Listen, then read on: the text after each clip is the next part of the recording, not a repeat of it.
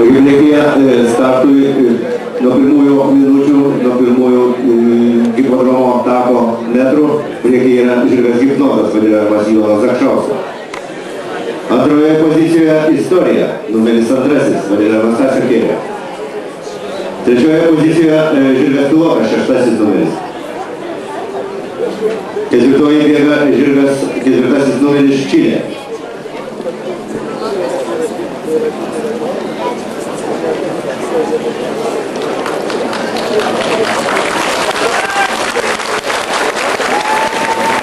Dabar labai graži kova vyksta tarp pirmojo numerio Hipnozo ir antrojo numerio žirgo Istorija.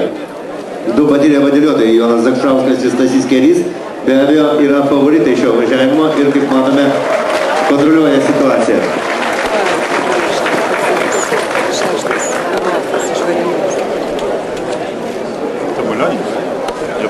Tai ir būtent ši mišri grupė, dalyvaujant tiek ir žiliukams, tiek kumelaitėms, didėmetėms kumelaitėms, be abejo, matome pakankamai lygus važiavimas, bet Istorija, vadinama Stasio Kėlė, ilgiau šuoliuoja ir tikrai sudėtinga bus išlyginti šią situaciją, kuri įvyko hipodromo tiesioje.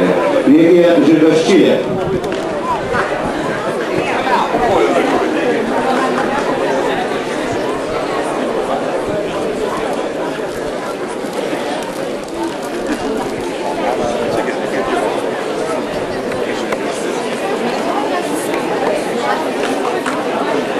Toliau išlieka priekyje žirgas Čilė.